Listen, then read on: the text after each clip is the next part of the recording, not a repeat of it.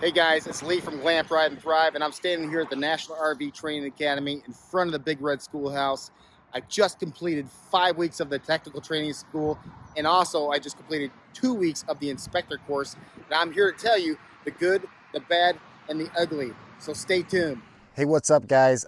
Just got finished with the National RV Training Academy of 7 weeks down there in Athens, Texas. Just got back to our home base, and I want to give you guys a full-on review of the tech course and the inspection course. So I do have my notes here because it's a lot. So here I'm going to tell you the straight facts. I'm not going to give you any fluff.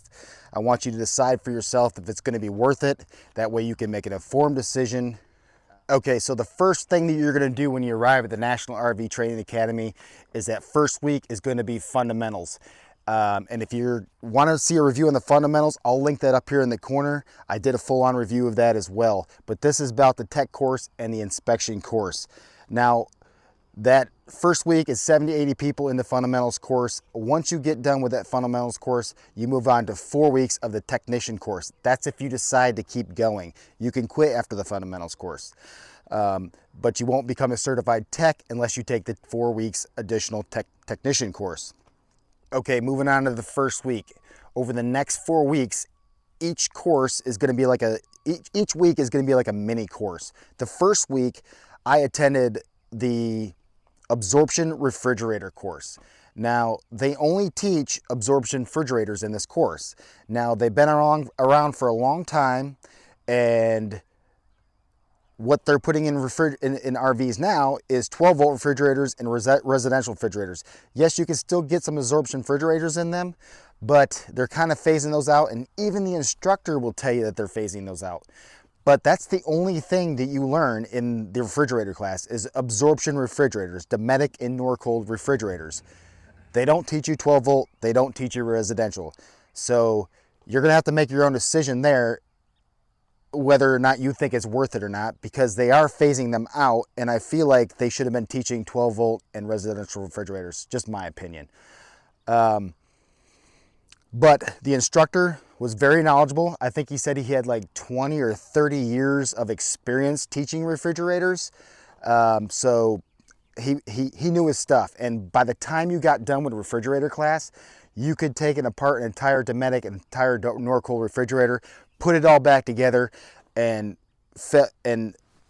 tested it, operational tested it, and it works perfectly. So for what it taught, you will learn how to troubleshoot and fix those refrigerators in that first week. All right, so the second week of that course, they put me into air conditioning class. This was actually one of my favorite classes. The instructors there were funny, they were knowledgeable. They taught us all about Dometic, and they taught us about Comamoc. Those are the top 2 brands that RV manufacturers use on their rigs. They are going to teach you how to troubleshoot it. They are going to bug these systems. You are going to have to find the problems that they put in these systems, and you're going to have to repair it in class. The curriculum is good for what it teaches. Now, again, it only teaches you the 2 main units because if they can't teach everything in 1 week, so they had to pick the ones that get used most. But what they do teach you is how to read a flow chart, how to read wiring charts, so that you can basically troubleshoot a Furrion or a GE AC unit if you know how to follow the flow and you know how to follow a wiring diagram. And that's basically what they're doing in this entire course, is teaching you the foundation of mechanics. And a lot of us are probably in this class already know a little bit of general knowledge about how 12-volt works, how 120-volt works. That's kind of the fundamentals class. They teach you a lot of that. But overall, the AC unit was great. I learned a lot, learned how to diagnose, learned how to troubleshoot, learned how to fix. Excellent week of ACs. All right, so now week 3. Week 3 focuses on water heaters and furnaces. And just like the other classes, they're only going to focus on Dometic and Suburban water heaters and furnaces. This class, they set up tons of furnaces, tons of water heaters they have on hand for you guys, and you have the hands-on training. They bug these systems as well. You will, by the end of this course, know how to troubleshoot a domestic and suburban water heater and furnace. But I do want to point out that they do not teach you on-demand water heaters. Now, on-demand water heaters, in my opinion, have been around for about 10 years. I don't know if you can hear that, but there's some jets flying over. I'm sorry.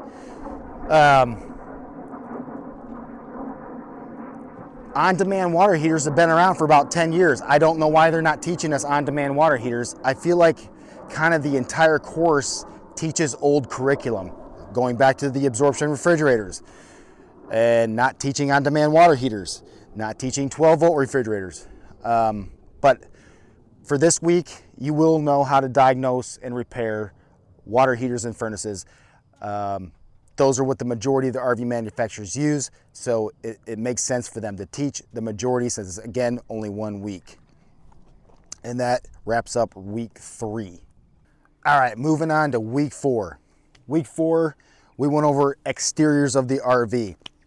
We got to remove an entire through frame slide out. This was pretty exciting. We got to remove it, install it, see how all the pieces come together, how it all functions, how to troubleshoot it. Not only a through frame, we got to go ahead and remove Schwintek slides as well, and show you how to repair those, how to remove it, how to rebuild the entire system. And then we also went over landing gear, leveling systems and stabilizers, how to troubleshoot both hydraulic and electric. And then we also went over how to change awnings, and that was a neat process in itself. And that wraps up week 4. Again, a lot of information for just 1 week. You're going to be exhausted by the time you finish all 5 weeks of fundamentals in the 4-week tech course. And then for me, I even went on to the inspector course afterwards, and this is where my frustration comes in, guys.